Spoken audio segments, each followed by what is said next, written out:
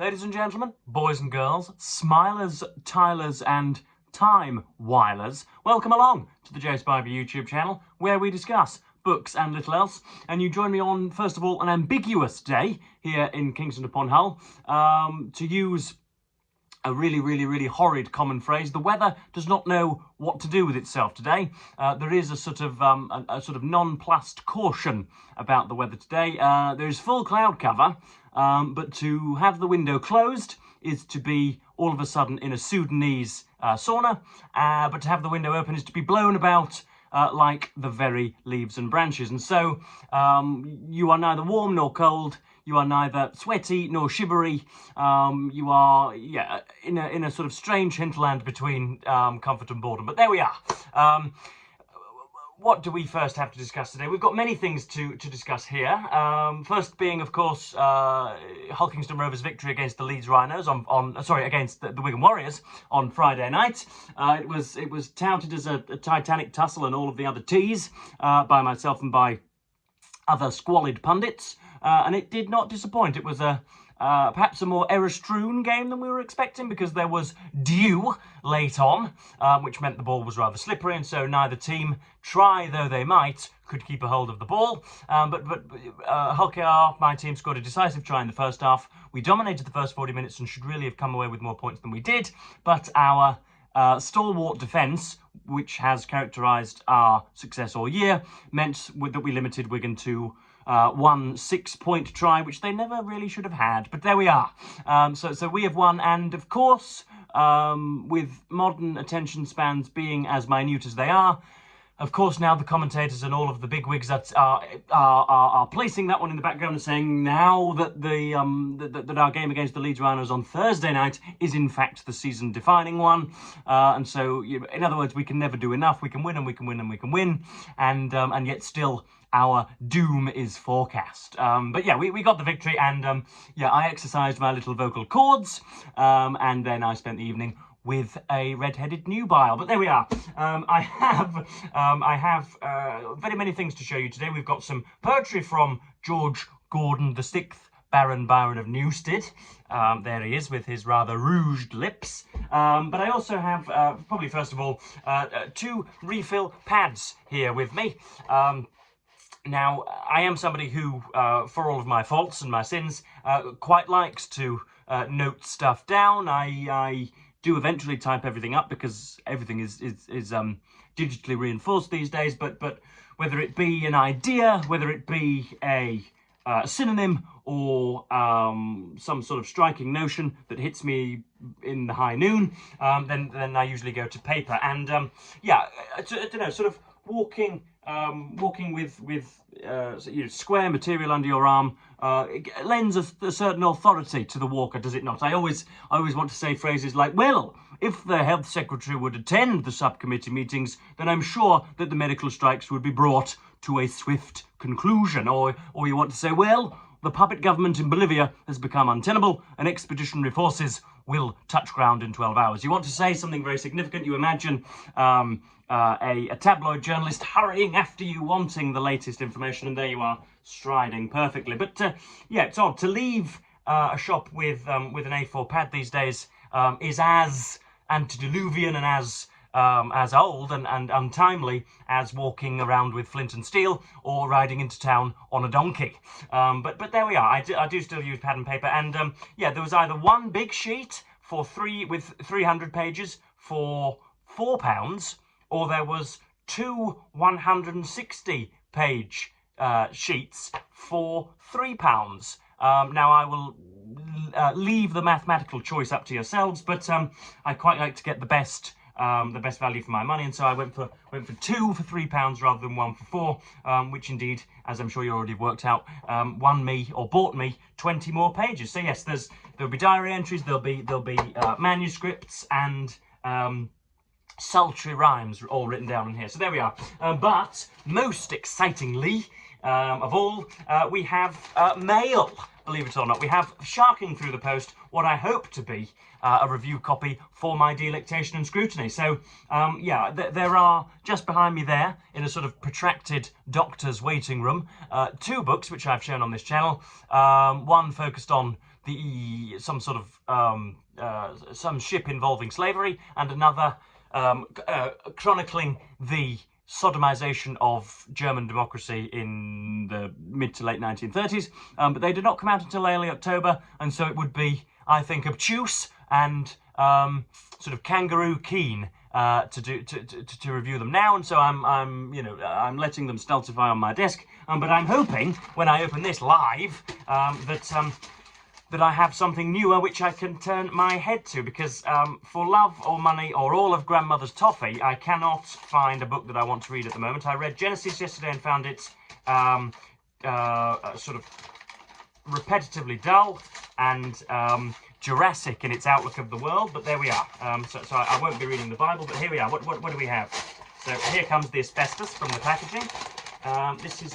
Oh, okay. When is this due out? This is due out on the 4th of September, so it is something to which I will be... something that I'll be reading instantly, I do believe. It is The Predicament by William Boyd, and we do have a publication sheet. This comes out on the 4th of September 2025. It is a Viking hardback, and it will retail at 20 sterling. So here we are. Gabriel Dax, so it's fiction, is it? It's the finest storyteller of his generation, says the Daily Telegraph. Anybody who has read William Boyd will no doubt be smattering the comments with your comments, predictably. Gabriel Dax, the charismatic star of best-selling thriller Gabriel's Moon, returns in the second instalment of William Boyd's elegant espionage series. So it fictionalizes a writer of thrillers who is in an espionage novel. Okay, taking the reader deep into one of history's most famous assassinations. Gabriel Dax, travel writer and accidental spy, is back in the shadows. Unable to resist the allure of his MI6 handler, Faith Green, he has returned to a life of secrets and subterfuge. Dax is sent to Guatemala under the guise of covering a tinderbox presidential election where the ruthless decisions of the mafia provoke pitch-black warfare in collusion with the CIA. As political turmoil erupts, Gabriel's reluctant involvement deepens. His escape plan leads him to West Berlin, where he uncovers a chilling realization: there is a plot to assassinate magnetic young President John F. Kennedy. In a race against time, Gabriel must navigate deceit and danger, knowing that the stakes have never been higher. The Predicament sees William Boyd at his finest, weaving a masterful tale of suspense, loyalty, love, and the dark temptations of spycraft. So there is a nice picture of smug William Lloyd. He was born in 52, so he's an old bugger, in Accra in Ghana, and grew up there and in Nigeria. That's a poor sentence. He is the author of 16 highly acclaimed best-selling novels and 5 collections of stories. Any Human Heart was longlisted for the Booker Prize and adapted into a TV series with Channel 4. Again, some of you may have already harangued that novel. In 2005, Boyd was awarded the CBE. Okay, so he's a monarchist. Over a glittering 40-year career, William Boyd has sold over 2 million books through TCM, Lord knows what that is, winning countless awards in the process. He is married and divides his time between London and southwest France. There we go. He's available for interview, and I've got all the information down here. But there we are. That's so that's The Predicament, and it is how long? About 250 pages, is it? Yes, 255 to be exact. So there we are. That is something that I will probably be beginning today, because it comes out in short order, and the way-faced Bostonian Steve Donahue will no doubt want my pert and pellucid comments as soon as is earthly possible. So there we go. That's the William Boyd Predicament, the first live unboxing, or the first live sort of unscabbarding of a book on this dainty YouTube channel. So we have, I was going to read out Lord Byron, but I doubt that I will have the time today, because I first want to broach the Russo-Ukraine war. On Sunday, again, when Mother collected it for Gran and Grandad before we met them, I got a little butcher's at it beforehand, and was able to see what the male calls 2 big beasts of the male finally unsheathing their thoughts against one another. You have Peter Hitchens, of now, I think, internet fame for bursting out of an interview with a short fuse, and Boris Johnson, the, what should we say, the big-bellied, fuzzy-haired idiot / doofus for you Americans, who presided over perhaps the most idiotic premiership in the United Kingdom's long history. He, sullied the halls of power and should not now be trusted to hold sharp cutlery, let alone a ministerial position. So yeah, we have Peter Hitchens versus Johnson. Again, Johnson is, for all his faults, a brilliant writer, and that's why I never fail to tune in. That's why I read a 600-page memoir of his not so long back, which was never published because certain people do not understand my magnificence, but there we are. We have, first of all, Peter Hitchens, who has been accused of being not a confidant of the Kremlin, perhaps, but of being, in the past, falling into the trap of Putin apologism, maybe. He believes that that Vladimir Putin's illegal invasion of Ukraine in the latter months of 2022 was not unprovoked. In other words, that it was provoked, perhaps by a NATO expanse, and that to wage the war and thus lose hundreds of thousands of extra Ukrainian and Russian lives is inherently evil and wasteful and should be put about. But there's some rhetorical guile right from the start, and here we go. We'll read most of the two pieces out, and I think that will probably actually do us for today, and I shall save Lord Byron for another session. But here we go. This is, first of all, Peter Hitchens against the war, almost, and wanting to see an end, I think, come what may. I think that, again, if Peter Hitchens were in a darkened room before turning his light out, he hopes one day that Zelensky and Trump and Putin will agree to Russify the Donetsk region, and thus end hostilities. Just for how long hostilities will then end, I do not know. But here we go. All aboard HMS Humbug for another round of ignorant bloviation, empty moralising, and hypocrisy. Putin is Hitler. We are all Winston Churchill. If we don't stand up now, there'll be Russian tanks in Bexley before we know what hit us, etc., etc. We must grieve that the USA has wearied of financing and arming one of the stupidest, most pointless wars in human history. Let's all disapprove from a safe distance. Here they all come, retired generals with growly voices, ancient doddering spooks who never came in from the Cold War, bloodthirsty Blairite veterans of Iraq. Beside them march politicians who somehow never learned any real history, but picked up something about Munich during their A-levels, and world affairs commentators who never ventured east of Frinton. They all want war without end in Ukraine. Many of them give off the rich, sickly perfume of high moral purity. They do not know or have forgotten that this country took part in a blood-stained illegal invasion of Iraq in 2003, that it helped violently to rearrange the borders of Yugoslavia, that it crazily bombed Libya in 2011, so triggering mass migration, which has never stopped since. Some of them actually helped to destabilise Syria, so that it now has an Al-Qaeda government presiding over the blood, graves and rubble created by our ethical foreign policy. Well, I believe the Ukrainian army is now accepting volunteers from almost anywhere of nearly any age. It needs to. Many of that country's own young men flee abroad or bribe greedy officials for exemptions or go into hiding lest they are dragged off to the front by snatch squads employed by their martial law state. For them, the claims that Ukraine is a vibrant Western democracy sound pretty thin, though it is.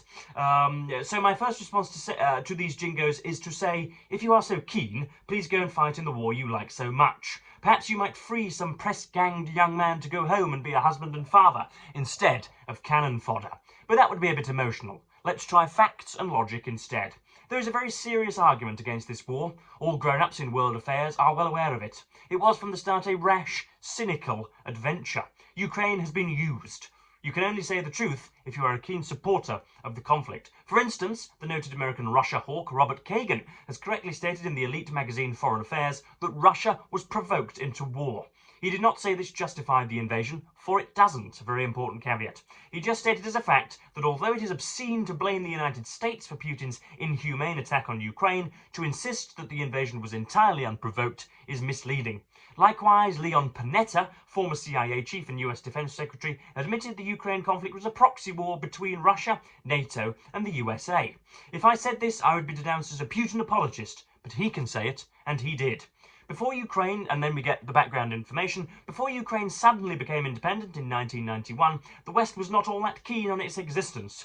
In June 1990, Margaret Thatcher wanted to bolster Moscow in the region and was dismissive and chilly to Ukrainian nationalists. She briskly batted away a question about opening a British embassy in Kyiv. This, she explained, was as likely as Britain opening an embassy in California or Quebec. I can see you are trying to get me involved in your politics, she scolded her questioner. Those Tory war enthusiasts who claim to admire her now might ponder this. A year later, in August 1991, President George H.W. Bush refused even to meet campaigners for Ukrainian independence. He didn't like the look of them and said Americans will not support those who seek independence in order to replace a far-off tyranny with a local despotism. The only American accent I can do sometimes is that of a newsreader. They will not aid those who promote suicidal nationalism based upon ethnic hatred. He feared an outbreak of ancient tensions in Ukraine. And then finally, suddenly there was an independent Ukraine, whether anyone liked it or not, within borders designed by the Communist Party of the Soviet Union, and some high policymakers in the USA wanted to use this new country as a battering ram against Russia. In 1997, the former Secretary of State, Brzezinski, claimed that Ukraine, a new and important space on the Eurasian chessboard, is a geopolitical pivot because its very existence as an independent country helps to transform Russia. It has not worked out well for anyone, not least of all for poor Ukraine. The vast new graveyard, this is about the war, the vast new graveyards can be seen from space. Russian bombardment has mangled its key infrastructure, as well as killing many innocents, and its cities are full of widows, orphans, and maimed and disfigured men. For whose good? Who will this stop? Donald Trump, whom I greatly dislike, at least has the sense to see that this has gone on long enough and is benefiting nobody at all. He wants to end it, partly because he knows his supporters are sick of America's forever wars, and partly because he wants a Nobel Peace Prize. If to do so he has to hold his nose and treat the sinister tyrant Vladimir Putin as an equal so that he can bring peace, then he will not be the first democratic leader to do such a thing. JFK met the dubious Khrushchev. I think comparing Khrushchev to Putin is rather denuded of all integrity, but there we are. Nixon met the ghostly mass murderer Mao Zedong. Churchill drank brandy deep into the night with the unspeakable despot Stalin.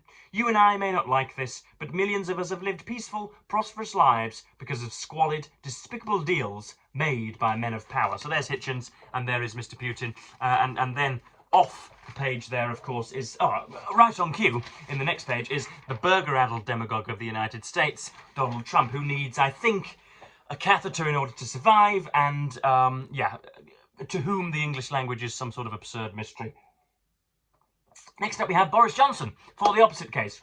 Oddly, I find myself siding with Boris Johnson for what it's worth, given that we spend trillions on welfare, and given that Donald Trump himself has just financed a $200 million golden ballroom in the White House. I think we can spend a few more billions trying to thwart Vladimir Putin's efforts. As Hitchens pointed out in a section of that column, which I did not read out to you, the Russian economy is on stilts and will soon stagger, and it is not the force it was. And I fail to believe that a more extravagant push on our Western allied part would not do for Vladimir Putin and his rusting tanks. But anyway, here we have Boris Johnson.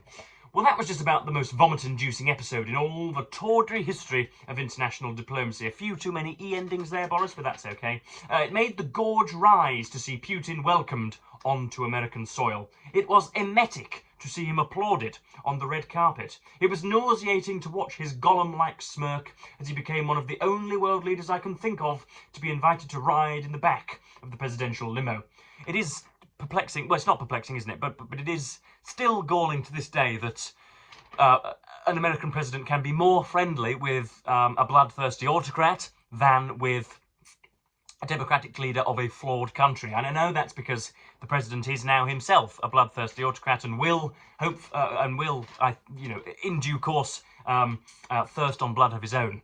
It was nauseating to watch. Oh, we've done that. It was positively chunderous to hear him given an American platform for his lies about the causes of the war in Ukraine, a country that in 2014, when he first attacked it, posed no threat whatever to Russia. Yeah, it is odd. I've never heard, again, beyond Putin's spokespeople, I've never heard a decent argument which tells us why it was such an infringement for Ukraine's NATO status to be posed, why NATO is so antithetical to Vladimir Putin in Russia. It does not wage war, it does not threaten borders, it is not going to roll into Moscow's cobblestones anytime soon.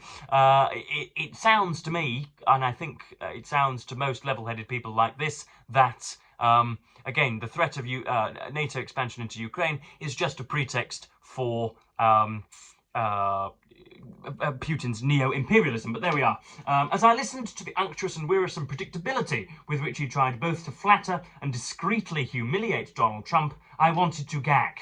I bet you did too, and most of us are not even Ukrainian. Imagine how it felt to be one of those embattled heroes in a dugout near Pokrovsk, fighting for your country's freedom, and to hear the President of the United States, the ex-officio team captain of the free world, refer to Vladimir Putin as the boss. Wretch. Think of the tens of thousands of Ukrainian widows and orphans. Again, there we are. So there we are. We have manless widows and orphans invoked again, but on the opposite side.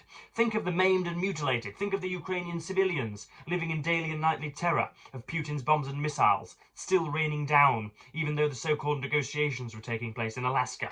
Ask yourself how those people felt to hear the US president, in some ways the world's ultimate guarantor of freedom and democracy. Donald Trump is obviously not a guarantor of freedom and democracy. He is a guarantor of fast food and narcissism, that's what he is, refers to the fantastic relationship he has with Putin, a dictator who has been torturing their country for 3.5 years, and then on rolls the facile Johnson.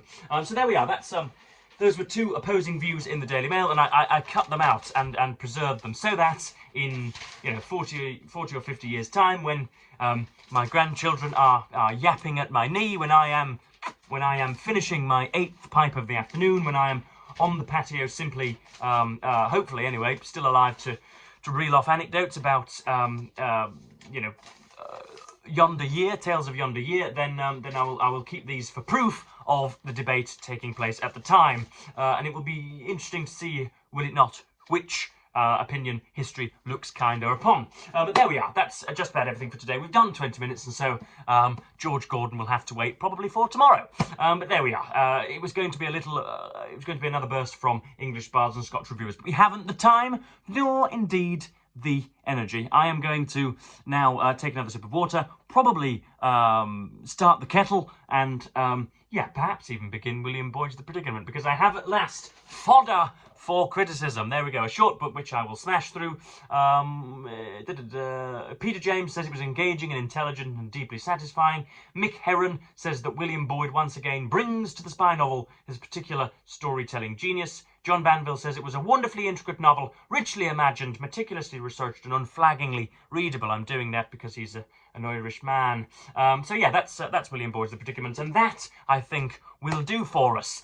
So I will, as per usual, thank you ever so much for watching BookTube. I will hopefully elicit some comments down below as to William Boyd's brilliance, or as to your opinions on the Alaskan summit in Anchorage.